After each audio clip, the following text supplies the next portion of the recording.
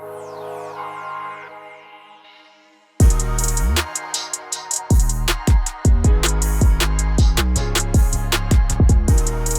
Jordan. What's up, Michael? Tell me about your workouts. Oh, man. Workouts are going well. Well, I got a broken rib, right? Fractured rib. So I'm taking some time away from jiu-jitsu. Hopefully no more than 2 weeks. I was stupid with it. Like, it was really hurting. And then I just kept training. And then my coach got me in this figure four body lock. You basically just compressed my ribs. And I think that might've been what did it. And so went to the doctor, went to the ER, and they were like, yeah, you got a broken rib. I was like, okay, so I'm going to take a few weeks off and just hitting strength training hard in the meantime. And I'm like really trying to play with what's the best strength training routine for jiu-jitsu specifically. I love the push-pull legs. I love that one. But the one thing I've noticed is because I really try my best to keep my cardio up. And so cardio, unfortunately, is one of those things where you can't just do more high intensity sprints and improve your cardio. There's like a huge cliff in terms of like how much you can do that. And then like the point of diminishing returns is very, very quick. And it doesn't lead to a significantly better gas tank. Like the more you do it, the gas tank is really going to come more from the zone 2 work, which is by nature longer duration. You have to spend more time doing it. And so after 45-minute, 60-minute zone 2 several times a week, it's like, man, adding another lifting on top of it plus jiu-jitsu on top of that, it's like asking to spend 3+ hours in the gym on a pretty frequent basis. And so I'm trying to figure out what's a great strength training routine that requires the least amount of time actually strength training, but will also carry over to jiu-jitsu. So I just recently wrote myself a new program. It's a complete bro body part split, like 100%. And basically the way I figured, I was like, listen, rather than trying to do like upper lower, which I think is not really the best idea for jiu-jitsu, especially if you're trying to increase your cardio. If you're just trying to do strength, I think upper lower or push pull legs would be great. But if you're concurrently trying to do both cardio and strength, I actually think a body part split might be the better choice. We'll see how this training... Because they're shorter workouts? Shorter workouts. Yeah, I can do something every day. And they're relatively short. I can do something every day and I still have ideally will have significant strength improvements. So I'm literally splitting it up. Monday biceps, Tuesday triceps, Wednesday legs, Thursday upper back, or Thursday back, Friday shoulders, Saturday just like accessory work, whether it's shrugs. Remember those heavy thoracic extensions you saw me doing with the kettlebell, iron neck work, but just straight up one body part a day. That's it. And it takes like 25 to 35 minutes because I'm trying to have like a lot of intensity within those sets, but it's like 3 to 4 exercises a day. That's it. And then I get my cardio in. I like it. I thought you were going to say that you were doing I didn't realize when you told me that you designed your own program. That makes a lot more sense. Yeah. I'm doing my own strength. Sick. When did you start it? Yesterday I technically started it, but the day before is when yesterday is like I wrote the whole thing out, but the day before I had the idea, I began it the day before, then I mapped the whole program out and I technically started it yesterday. So I'm excited to see how it goes. I just think it's like, this is why I think it's so important for people to try the activities and the sports that they're programming for, and also try the workouts that they're writing, because it's one thing to have theoretical knowledge, or even not even theoretical, just to have like knowledge of the sports and the demand of the sports. It's one thing to know it by looking at it and watching it and studying. It's another thing to actually do it and take part in it and feel it. And I've tried so many different types of workout programs in relation to jiu-jitsu, and it's very difficult to balance the stressors of jiu-jitsu along with the stressors of strength training, along with the stressors of cardio and the time investment. So I'm trying to figure out what is the fucking best, and I'm hoping this is leading me along that path. When you talk about cardio being like there's a point of diminishing returns with high intensity cardio to increase your gas tank, do you... like your cardio is in peak condition right now, no? It's the best it's ever been, that's for sure. Is cardio a limiting factor in your jiu-jitsu game? As of right now, no, it's not a limiting factor in my jiu-jitsu game. It's not. I think it also depends who I'm going against, right? If I'm going against someone in my age group and in my technical level, then cardio is absolutely not the limiting factor at all, especially in my age group, which is funny. Like, I'm in masters. Like, once you hit 30, you're in masters in jiu-jitsu, which I think a lot of people, I know for me, when I heard masters started at 30, I was like, really? I thought masters would be at like 40 or 50. But there's an unbelievable difference between a 20-year-old and a 30-year-old, or a 22-year-old and a 35. Like, it's dramatic. And it really shows more than I ever thought in jiu-jitsu. It doesn't show that much in something like powerlifting. And in fact, I think in powerlifting, the 35-year-old would probably have an advantage over the 20-year-old. Just like you generally will have more time under the bar, you'll have more experience. But there's something with jiu-jitsu, the combination of cardio, flexibility, mobility, dexterity, the skill acquisition, it's the coordination side of it. It's so much of it is skill-based, not just strength-based, which I think it gives the young lions more of an advantage over the older ones. So and so against someone my age, my technical level, no, cardio is absolutely not my limiting factor. But if I'm going against a 22-year-old kid who is like technically superior than me, yeah, cardio is going to screw me over for sure. Absolutely. There's also some interesting, like, someone might hear that and be like, Jordan's only doing 25 to 35 minutes of lower body strength training per week, but your like growing your legs is actually detrimental to your jiu-jitsu game. So you don't want like, quad and hamstring hypertrophy. Not at all. And in addition to that, I have the however many years of high level powerlifting under my belt, no pun intended, where it's like I have built up so much strength in my legs, not hypertrophy, but so much strength and so much, like, I have my neuromuscular ability to generate force with my legs is much greater than someone who has never strength trained before. So this is where my mind goes, all right, well, if I have a jiu-jitsu athlete who's never strength trained before, I'm probably not going to have them spending as much time doing cardio as I am. I'm going to have that person probably spend a little bit more time lifting weights, getting a little bit stronger, building more muscle, because they don't have the backlog of years of strength training experience and the actual foundation of strength that I have. So it is a little bit different scenario. Well, I'm excited to hear about the updates of this strength training program over the coming weeks and months. Do you have any idea how long you're going to run it? I would like to run it for months before I really give much feedback. I'd like to try at least 3 months. It sucks. Like, I was planning on competing in July, my first time at Purple Belt, but I don't think I'm going to do that at this point just because of the rib. It's just I don't know if it'll be enough time to recover. We'll see. I might, but I'd like to run it long enough and then compete and see how things feel. Cool. How's your training going? Great. It's going good, man. Nice. Good talk. What do you want to know? What's going on? How are you feeling? Stronger? You enjoying it? Yeah, both. Feeling stronger and enjoying it. Nice. What's your favorite day on this new program? Ooh. Probably the squat and bench day. There's a squat and bench day, and then there's a deadlift, and I don't have it around here. There's a higher rep day that starts with like dumbbell walking lunges for 10, and there's nothing below 10 in the entire workout, and that one's brutal. So yeah, it's good. Nice, man. Oh, did we talk about this on the podcast? You sent me the most offensive text message that anyone has ever sent me in my life.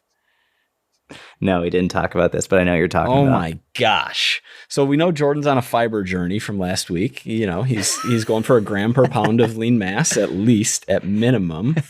Goal body weight, one could say.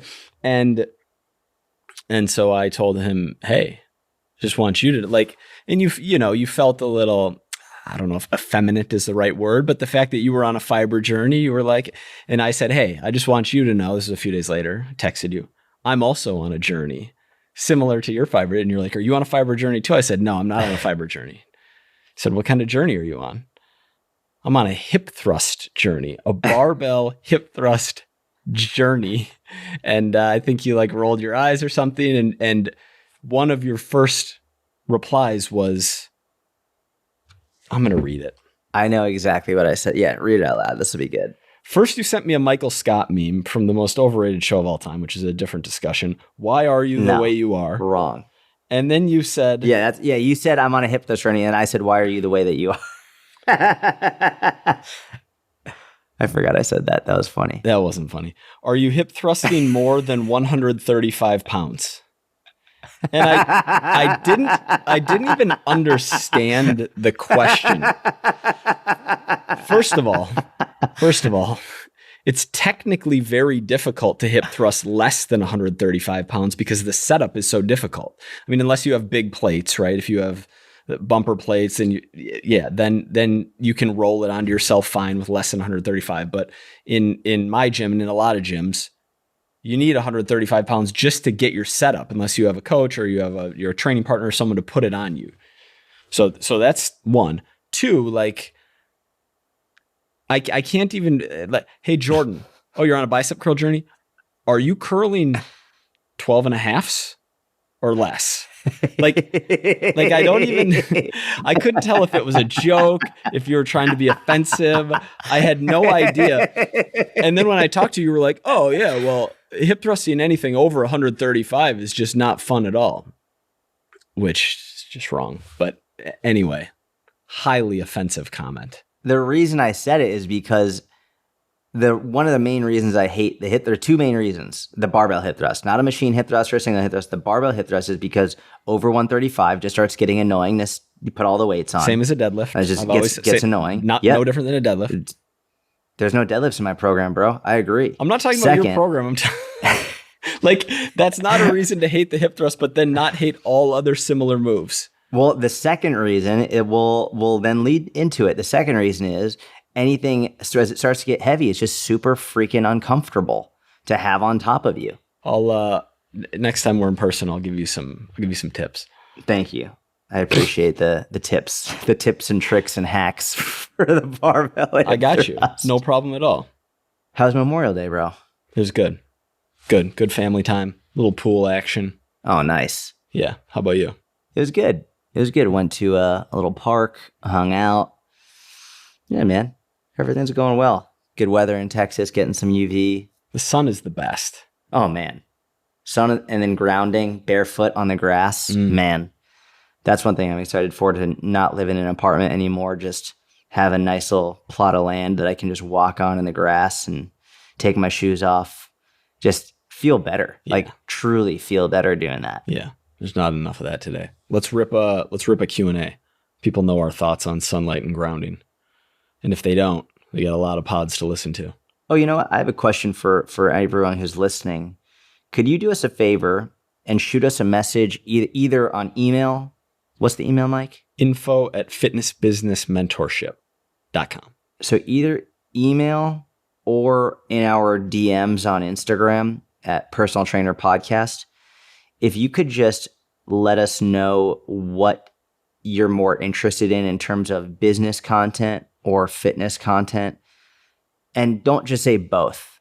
So like, if you are more interested in one, be like, I'd prefer like more business, less fitness, or more fitness, less business, whatever it is, or just us shooting the shit talking each other, whatever it is. Like, just let us know stuff that you're interested in learning about, because sometimes we feel like we're operating blind. So just give us some insight into what you're more interested in. I like that. That's a good call, Jordan. Okay, this one you're going to like. And you're not only going to like the question, you're going to like how this question was phrased. I love that. All right. C.S. Handley said, I need a powerful breakfast to start the day. Any recommendations? A powerful breakfast. I love that word choice. He wants a powerful breakfast, Michael. What's a powerful breakfast for this man? Well, it depends what he's trying to do, right? Get more power. Physical power, mental power.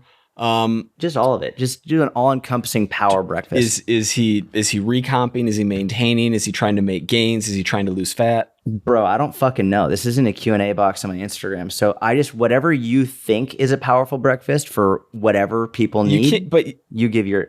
Hey, how many? Dude, that's the question. I don't know. I know, but you want me to fucking message him and be like, I need more context, bro? let's make something up so that we can actually give a good answer. Okay, cool. All right, you start. A powerful breakfast. I mean, it's like asking. All right, here's the first place my mind goes that might be reasonably helpful. One of the things that most people struggle with, whether they're losing fat or building muscle, is getting enough protein in. And the standard American breakfast of like cereal or like toast with jam or like a toaster strudel or waffles or something along those lines. Toaster strudel. Completely Not a powerful breakfast. With an orange juice and a toaster strudel with a little extra icing. Like that's a My ribs are hurting from laughing. Yeah, toaster strudel is not a powerful breakfast. So get some protein in your breakfast, mostly because it's going to help you. Well, for a few reasons, getting protein in your breakfast is going to help you get closer to your protein target for the day. You're going to increase the amount of muscle protein synthesis rather than having a no protein meal to start the day, which is going to help whether you're in a surplus or a deficit.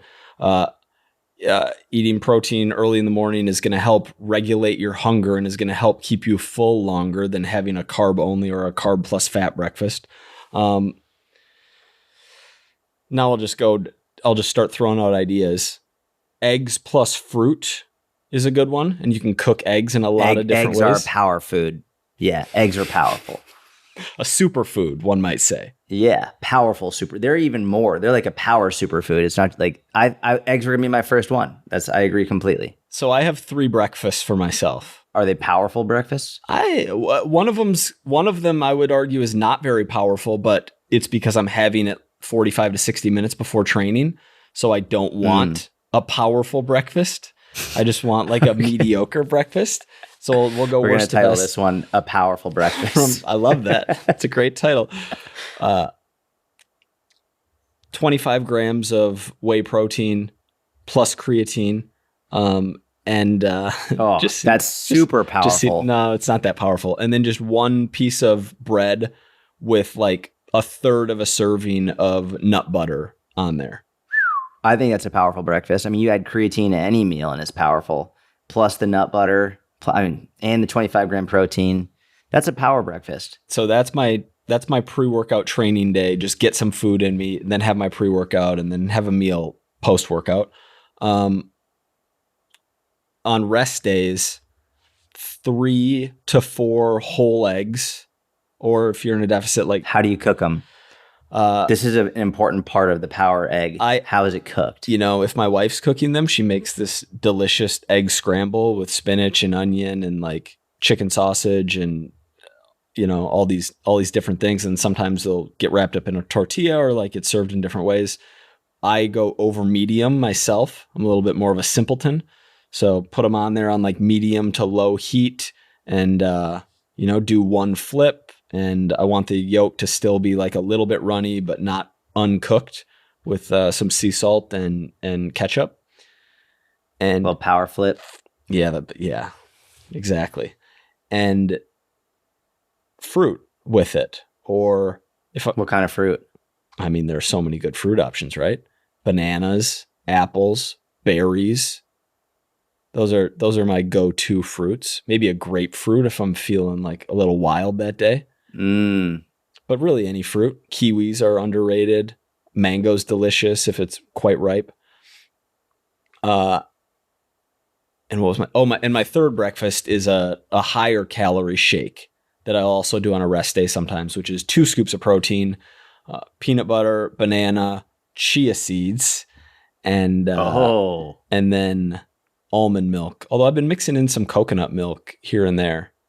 I've actually intentionally upped my saturated fat intake recently and been feeling, I don't know if this is actually good advice, but been feeling decent on a strength and like how I'm feeling point of view. What sources of saturated fat? That was the main, whole eggs and not that much more red meat above baseline. I don't eat a ton of red meat. But the coconut milk, which is, 4 grams of saturated fat per 8 ounces of milk. You said grapefruit, and it just reminded me of remember in high school, there was a period of time where I thought grapefruits help burn fat.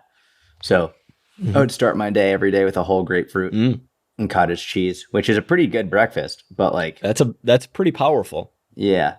I don't know if I could say grapefruit's a power fruit. I would say like berries, I think, are power fruits.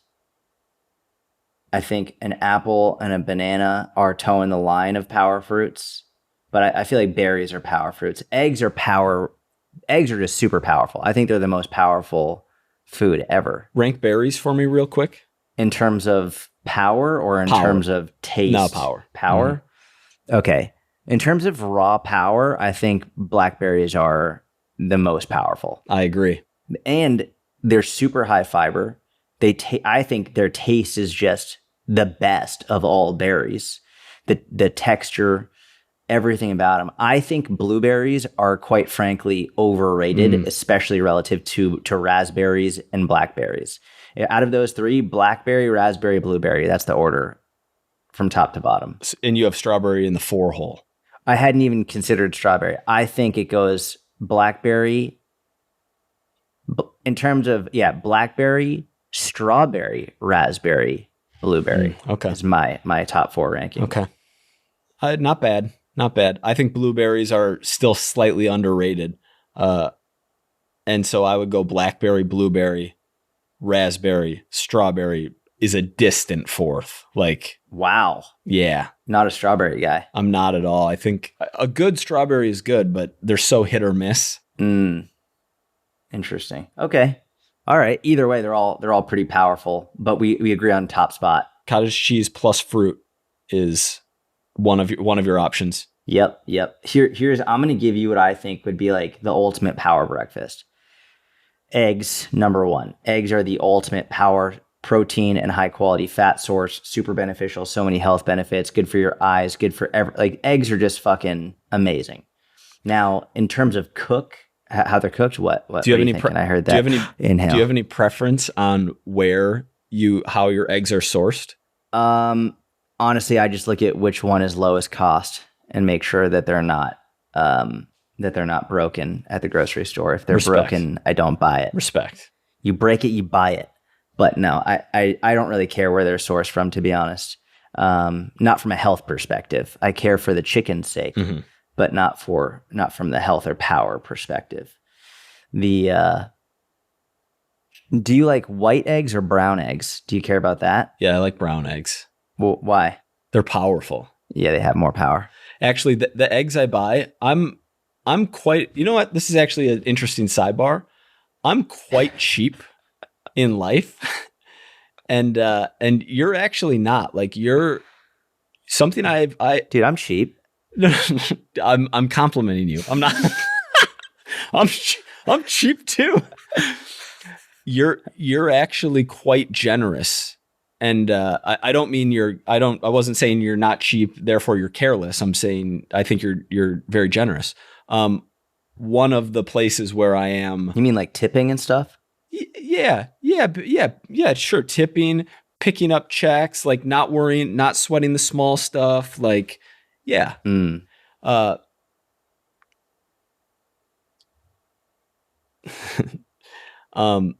on. Say it. You could say it. No. What? Say no, it. This is an interesting sidebar. I know, it's a good sidebar. That's enough of the sidebar for now, though. No. Come on. You can't just stop there. You got to give the people what they want. Me being the people. I don't know if here's what I'll say. One of the areas where I'm not cheap is on eggs, and I fully buy into the marketing of certain eggs of like, this chicken lived an amazing life and was outside for 90% of its life and wasn't in a cage, and we're going to charge you like $9 a dozen when you could get it for, I don't know, $2.50 a dozen. I think egg prices are back down.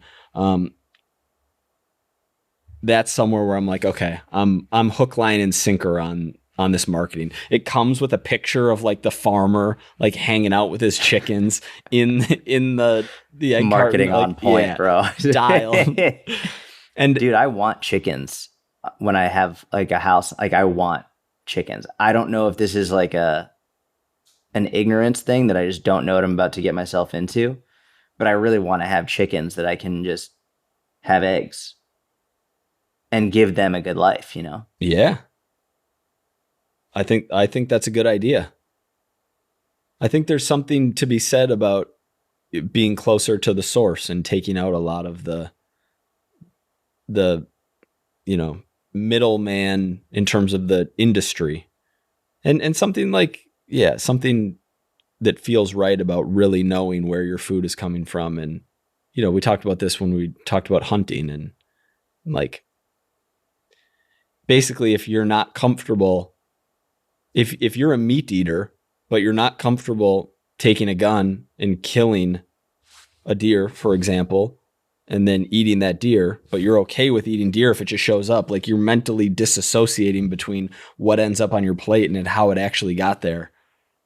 I think there's a lot of benefit to getting, coming from a non-hunter, it feels to me like there's a lot of benefit to getting closer to the source. Yeah, absolutely. Yeah. So back to the power breakfast. When it comes to eggs, I think that there's two types. I think the two most powerful way to cook your eggs are hard boiled and sunny side up. For me personally, I know you're not a big sunny side up guy. You're more over medium, but I think like hard boiled it's super powerful, bro. You can cook them, store them in your container in your fridge. In the morning you wake up, scoop it out, and you could even just have them walking out the door, right? Just boom, hard boiled, done. That's super powerful. And then in terms of a sunny side up, I love a runny yolk. So if I want to have like some toast or something and I can just like scoop up that yolk with the toast, I feel like it's a power scoop. I just feel like those two ways of eating eggs are super powerful. And then from going there, so we got the eggs, I would say 3 eggs in the morning, three good eggs, right? And then we got for me personally, I would have some berries, raspberries, blackberries, blue. I have that like frozen bag mixture in my freezer, blackberries, raspberries, blueberries. And then some type of carb, whether it's those bran buds for that fiber, maybe oatmeal, maybe some toast.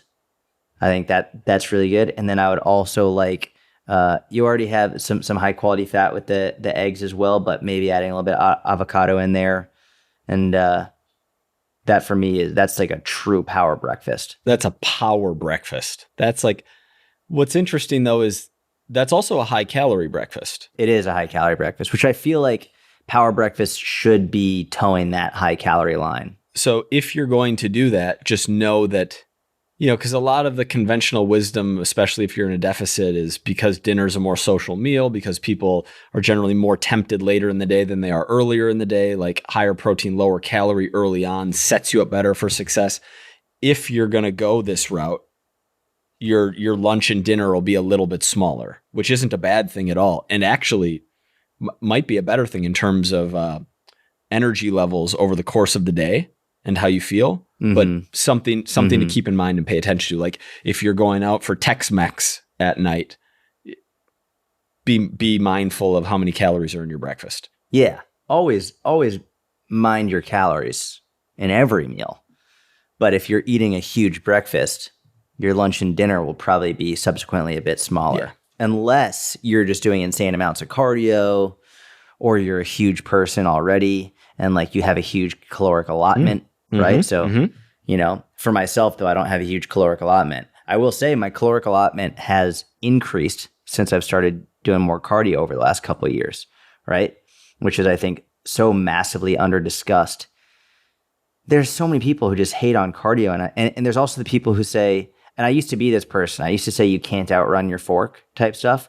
And part of me still agrees with it, but the other part of me doesn't, right? Where it's like, there's, your calories can increase pretty significantly from just getting in an extra 30 to 45 minutes of cardio on a consistent basis. Like not by thousands, but by several hundred, but like a well-portioned dessert, by, maybe having an extra serving at dinner, something like that. Like you can absolutely increase your calories pretty significantly just from doing a little bit extra cardio. I like that strategy way more at maintenance than I do in a deficit. But I do like it. but I think it plays way better at maintenance. It also plays better in someone who's experienced like yourself. Yeah, exactly. Not good for the beginner. Yeah, there's a psychological component to it as well with I can have this, I'll do more later. It's stealing from the future to give yourself pleasure in the present. That's an interesting discussion to have around like, yes, technically a beginner could absolutely do that. But I think as coaches, we have to find the balance between telling them the truth and also not overloading them with so much information that could potentially lead to a negative outcome by them abusing it, type of a thing. So this is one of those things where, yes, they could do it, but do we want to say that they can do it? Because then they might end up going overboard and then trying to do so much cardio just so they can binge later. Obviously not the scenario we want.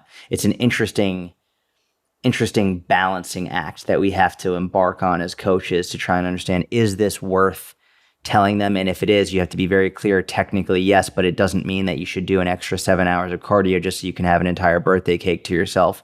That's not a good idea. Correct. All right. I think we laid out those power breakfasts pretty nice. You know what? Let us know what your power breakfast is. Shoot us a DM at Personal Trainer Podcast. Let us know what your power breakfasts are. If we see some good ones, maybe we'll share them in a subsequent episode.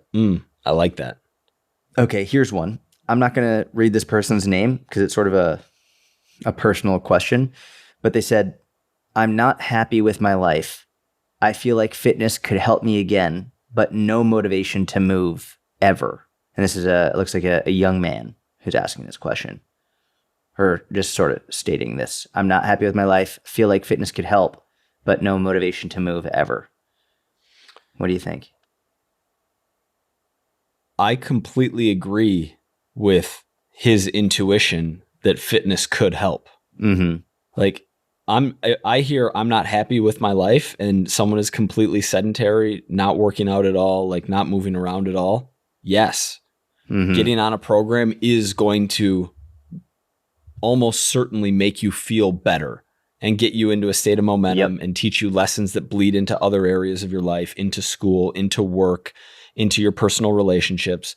And so I'm a huge fan of the idea that maybe I should start doing something, taking my fitness a little more seriously. Motivation is a feeling, right? Like if you want the result, you're going to have to do the thing regardless of how you feel about the thing.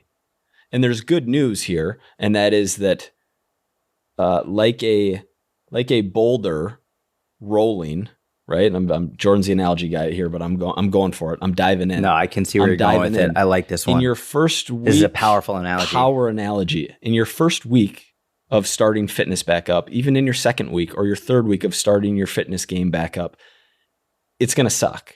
You're not going to feel good. The workouts are going to be pretty torturous. You're going to be quite sore depending on the program, but even on like a moderate intensity and volume, you're going to be quite sore. You're not going to see any results in the mirror. The scale probably isn't going to do what you want it to do. You're not going to enjoy your training sessions. You're not going to feel the benefits yet. And so like a boulder that is stationary and you pushing it, like it's barely going to be going. It's going to be really hard. Eventually, that's what she said. Eventually, you're going to build some momentum. So you're going to start to get some feedback. You're going to the scale might be moving. You're going to see that like week to week, you're adding 2.5s, you're adding 5 pounds, you're getting stronger. You might start to have more energy. You might start to see the scale come down. You're going to be less sore. You're going to start feeling a bit more motivation. Not every day. Some days you're just not going to want to work out, even if you're 3 months into a program, and that's where discipline kicks in. But once you get momentum and once you start getting that boulder rolling, it starts to move a little bit on its own. So my advice would be to push through that sticky beginning period where you really, really don't want to do this, because after getting some of that positive feedback, you're very, very likely going to want to stick to the program. Yeah, I love that. It's the truth. It's absolutely the truth where the beginning sucks. It does. But you know what? The other thing about this is so interesting. I know you know this just as well as I do. It's so because as a coach, we see so many different types of people, right? So there's so many different types of clients and so many different things that work based on often the personality of the person. And I think the first coach I ever saw talk about differences in coaching and programming based on personality was Louis Simmons back in like the 90s. He had articles on this. It was just crazy. Far before anyone else I ever saw anyone talking about it. And there are some people who it's better for them to start really nice and slow, right? Go in, do a little bit of here, a slow habit build, whatever. But then on the other hand, there are other people who they are like, they go in and they go cold turkey and change everything in their life. And I feel like this is under discussed in the science-based world where it's like, well, no, it has to be slow, sustainable habits. And like, I talk about that all the time because I think for most people, that's generally the right way to go about it. But there's, I think probably maybe 15% of people who, which is not insignificant, who do really well just like, hey, on a dime, I'm about to fucking change everything in my life. In this moment, right now, no longer doing this shit. I'm going to work out. I'm going to walk every day. I'm going to strength train 3 times a week. I'm going to have my power breakfast. And then like 50 years later, they're like, yeah, I just one day decided, right? And I think it's important to try and know yourself the best you can and to try and help your clients figure out what type of person they are. It was funny. I was in the gym. Earlier this week, and there was a guy down there who I see maybe once every 2 to 3 months. I see him there, and he walked over to me. He's like, "Man, I feel like every time you see me, it's my day one back in the gym." He's like, I just can't stay consistent." And I had to talk with him, and I was like, "Listen, man, you have to remember that consistently good is better than inconsistently perfect."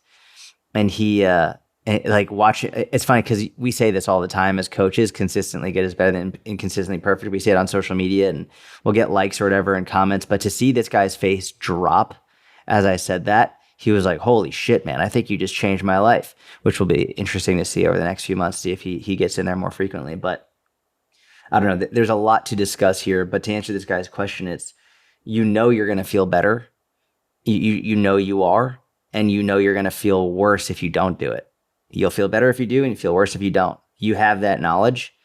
If you're waiting to get motivated, I don't know what to tell you. Might be waiting a long time. Just you will be. You're gonna be waiting forever. This is where I actually don't hate. Like, I go completely against the grain on the science-based stuff on here. On like, oh, motivational videos are bullshit, or like, I actually like giving yourself a spark early on. Like, you're laying in bed, whatever, like watching porn, jerking off in your mom's house, and you're 23 years old and you don't have a job and you're whatever, like throw on an Eric Thomas, like pump up video with some music track on the background and drag your ass to the gym and go get after it. Like, give yourself that fake motivation, or give yourself that feeling somehow. I don't know, put on a song, go to a place where you get that motivation. And you can't go there every single day because you're going to go back to baseline, but to get that spark, I like that idea. I love that idea. I completely agree with what you said, by the way. I think it's more than 15% of people who can go all in. Right? Like, I think the ultra tiny habits on the fitness front doesn't make sense because you need to start seeing progress at some point to motivate you to keep going. And if you're doing like, a serving of broccoli a day is you're spending a month on, and then you're focused on water for a month, and then you're focused on like an extra 1,000 steps for a month, right? Like that's the extreme of it. But you're going to quit because it's not enough. But even for the call it 50% of people who want to change on a dime and who can, like their personality allows them to, and maybe it's not that high, maybe it is 15%. Even for those people, if they're not doing anything, we're not going to throw them into the deep end of like RPE 9s and 25 set workouts and like insane volume and intensity because they haven't been training. Like, we should still be programming them, even if they want to do quote unquote a lot, give them a lot in a way that is not going to where we're not going to over fatigue them past what the benefit would be of the training session or of that amount of volume. Yeah. Yep. 100% agree. But yeah, like, I think fitness is the best place to start for changing your life. This is also one of the reasons why these are the situations that I actually really like pre-workout in. I don't use pre-workout if I know I'm already going to work out. Like if I know I'm going to get in there, I don't use it to try and make the workout better. I save pre-workout for when I'm questioning whether or not I'm going to get to the gym, right? It's like if I have a workout planned and I'm like, ugh, like I really don't know if I want to go, that cool, I'll take pre-workout. Because once I take it, I'm not going. Like it's going to happen. So I think a lot of people overuse pre-workout where they'll use it every single day and it becomes like they get desensitized to it and they have to keep increasing the dosage. It's like, I don't think that's what pre-workout should be used for. I think it should be used sparingly. And then especially for people in this situation, if you're struggling with motivation, take something that's going to kick you into next gear and get you like ready to go. That's what I love pre-workout for. That's a really cool idea. I know very few people who are like you. Like I know people who don't take pre-workout and I know people who can't lift without pre-workout.